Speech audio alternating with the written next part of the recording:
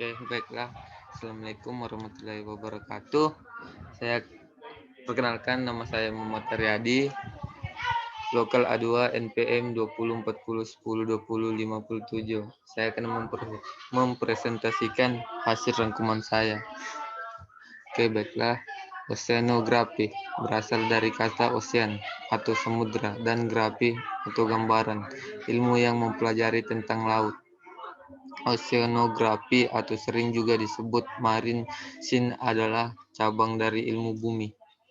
Lingkup dari oceanografi ini sangat luas, terdiri dari sistem biologi, fisika, dan kimia yang terjadi di laut, geologi dasar laut, hidrologi, meteorologi, dan geografi. Sejarah ilmu oceanografi sangat panjang dan dimulai pada masa prasejarah di mana manusia mulai memanfaatkan laut.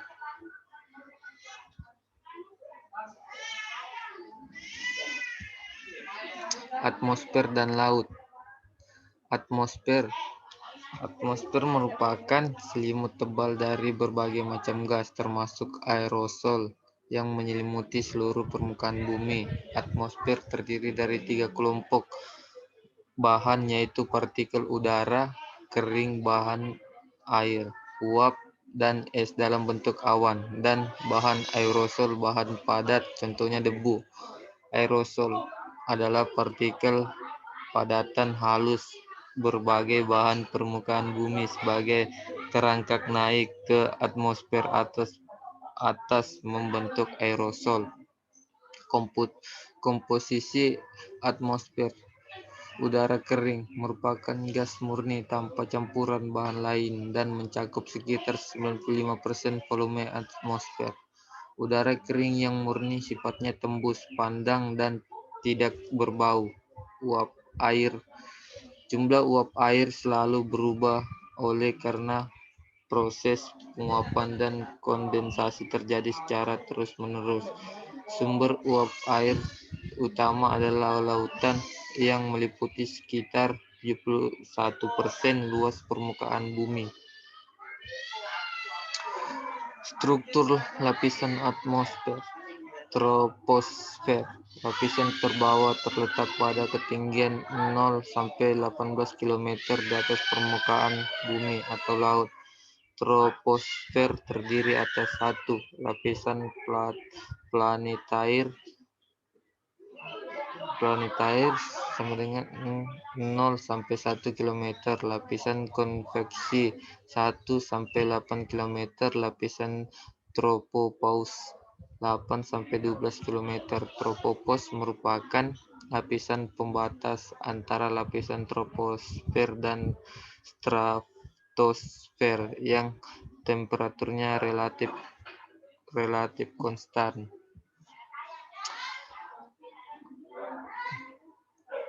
Lapisan stratosfer. Lapisan ini terletak di atas troposfer 18 km sampai ketinggian 50 km di atas permukaan bumi atau laut. 3 sub lapisan dengan laju perubahan suhu berbeda. 1. Stratosfer bawah 18 sampai 20 km. Lapisan isothermal. Stratosfer setengah 20 sampai 35 km. Lapisan inversi suhu. Lapisan panas. 3. Stratosfer atas 35 sampai 50 km.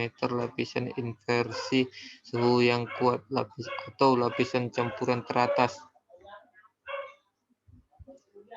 Mesosfer terletak pada ketinggian 50 sampai 80 km. Temperatur terendah di mesosfer -81 Celcius. Termosfer terletak pada ketinggian 80 sampai 800 km. Disebut juga lapisan ionosfer karena merupakan tempat terjadinya ionisasi partikel-partikel yang dapat memberikan efek pada refleksi gelombang radio baik gelombang panjang maupun pendek. Lautan.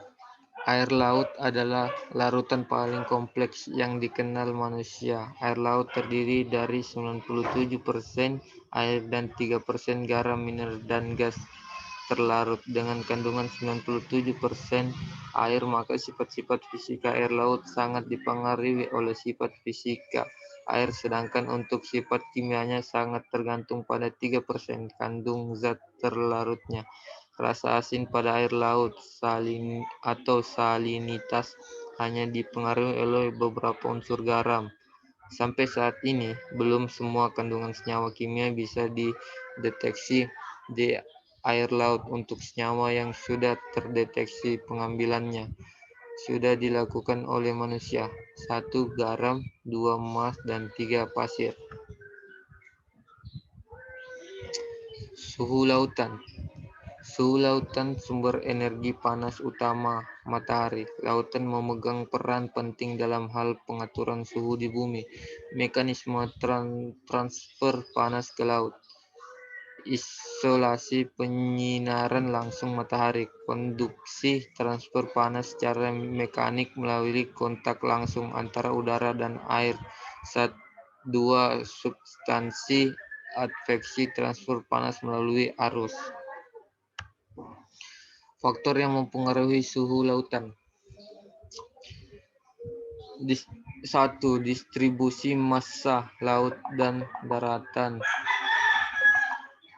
2. Kondisi lautan terbuka atau tertutup. 3. Variasi lintang. 4.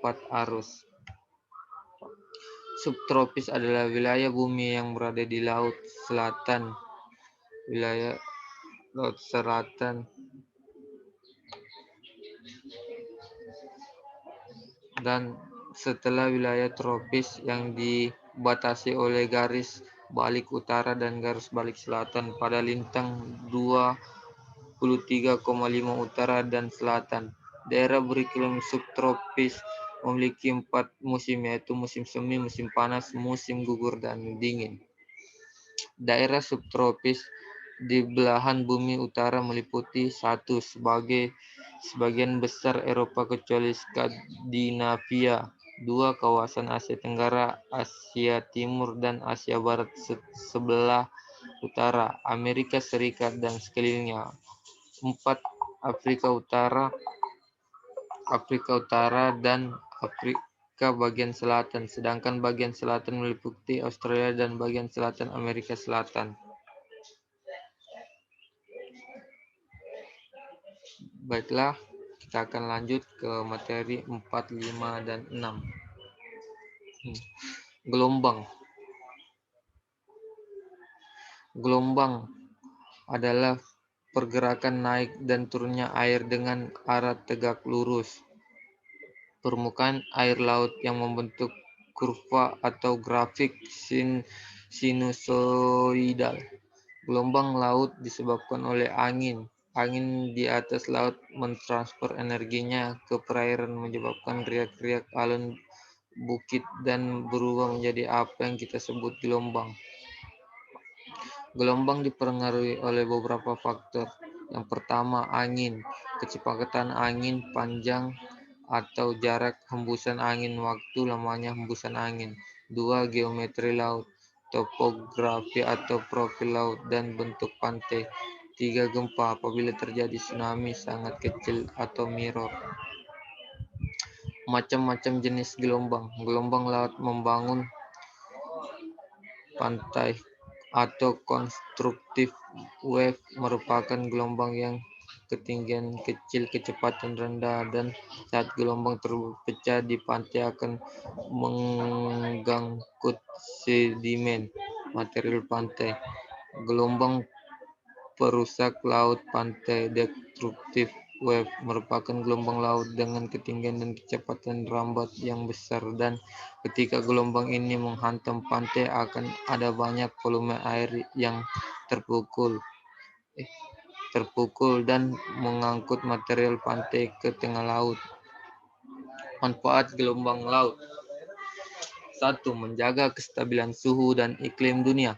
2. Meningkatkan kemampuan adaptasi dan kekuatan dari makhluk hidup.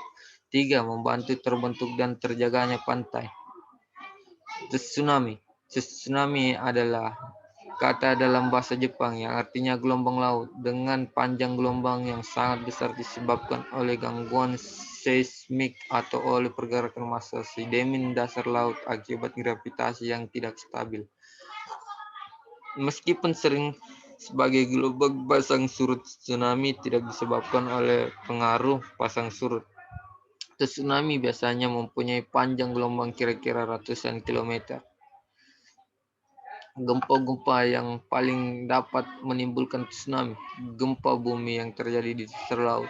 Kedalaman pusat gempa kurang dari 60 km. Magnitudo gempa lebih besar dari 6,0 skala Richter.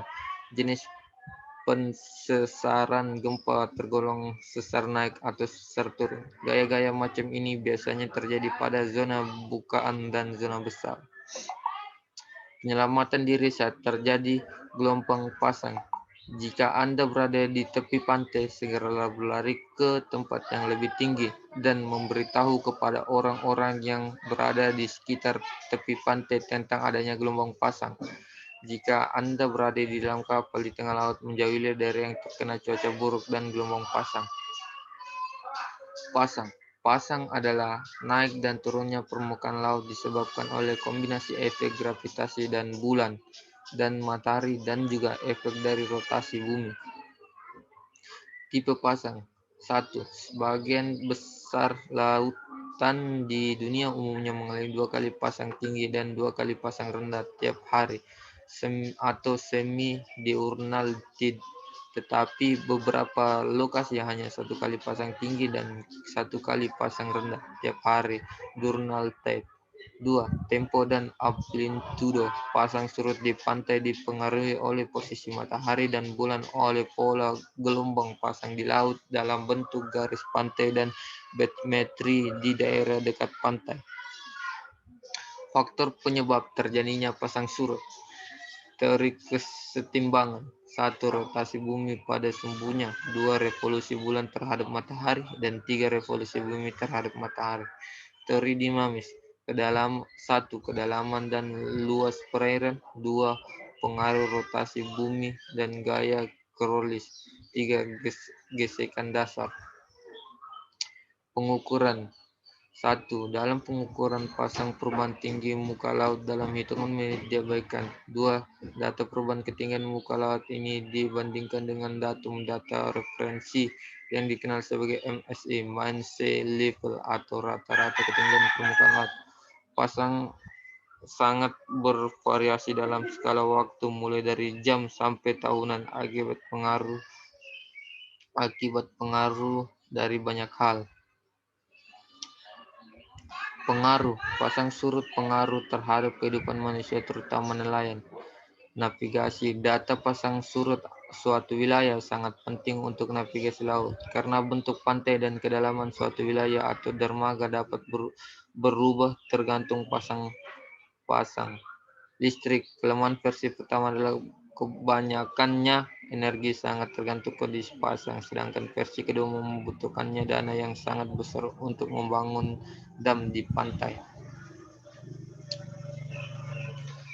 Pemanasan global atau global warming adalah suatu istilah yang menunjukkan pada peningkatan suhu rata-rata di atas permukaan bumi. Suhu udara rata-rata permukaan bumi meningkat sekitar 0,74 Celcius dalam 100 tahun terakhir. Sumber energi utama dari kehidupan adalah matahari yang memancarkan radiasinya menembus lapisan atmosfer bumi dalam bentuk gelombang pendek. Dampak yang paling nyata dari pemanasan global sampai saat ini adalah perubahan iklim. Pemanasan global juga mengakibatkan pergeseran musim sebagai akibat dari adanya perubahan pola curah hujan. Analisis temporal dilakukan di 4 wilayah perairan Indonesia dengan asumsi keempat wilayah tersebut memiliki karakteristik suhu permukaan laut yang mempengaruhi kondisi cuaca dan iklim di beberapa tempat wilayah Indonesia. Keempat wilayah tersebut adalah perairan Selat Jawa, kedua perairan Barat Sumatera, ketiga Laut Cina Selatan, dan perairan utara Papua.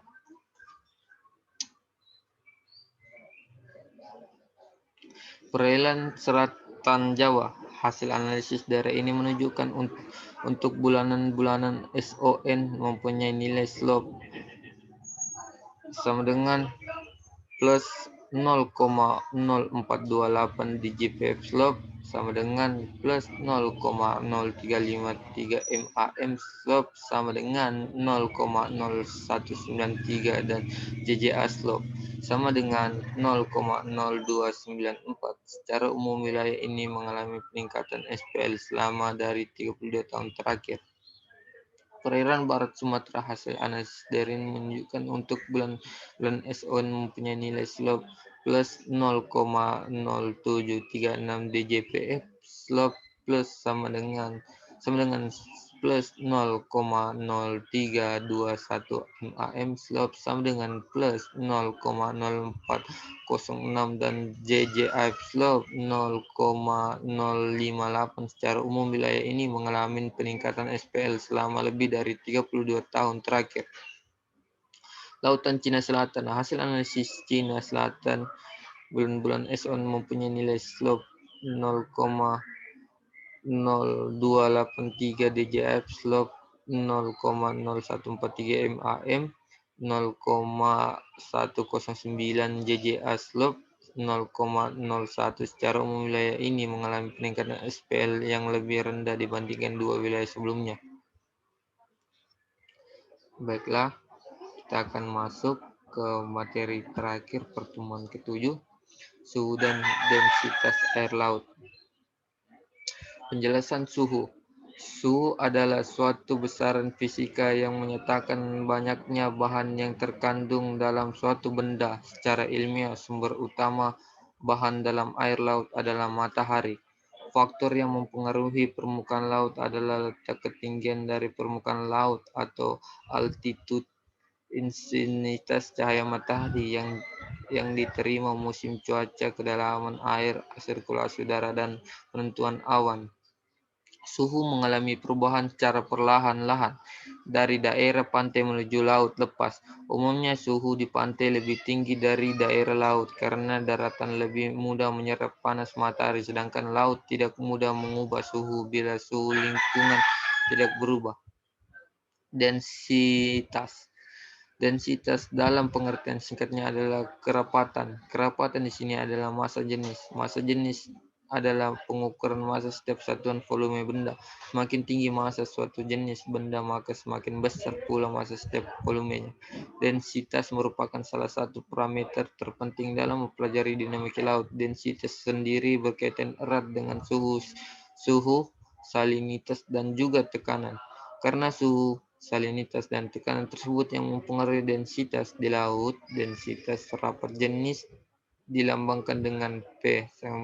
P sama dengan M per V, di mana P adalah massa jenis, M adalah massa, V adalah volume. Distributor densitas. Distribusi densitas dalam perairan dapat dilihat melalui stratifikasi densitas secara vertikal di dalam kolom perairan dan perbedaan secara horizontal yang disebabkan oleh arus. Distribusi densitas berhubungan dengan karakter arus dan daya tenggelam suatu massa air yang berdensitas tinggi pada lapisan permukaan ke dalam tertentu. Pada intinya adalah distribusi densitas ada dua, yaitu secara vertikal dan horizontal. Jika vertikal mempengaruhi densitas, temperatur, suhu, dan salinitas, juga tekanan.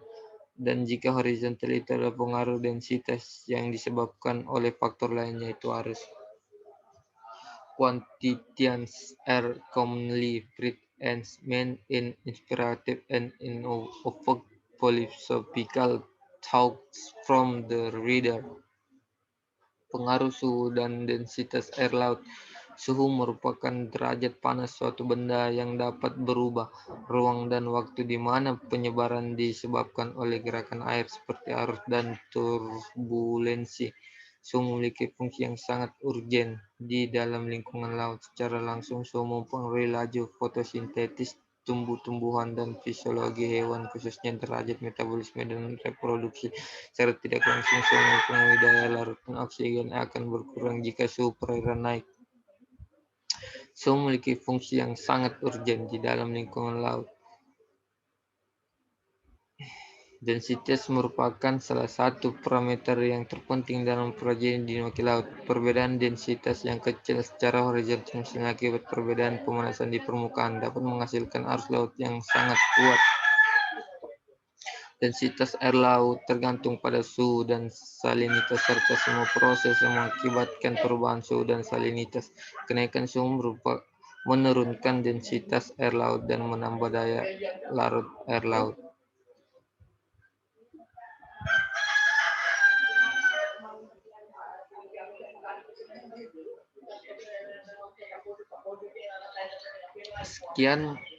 Sekian presentasi saya.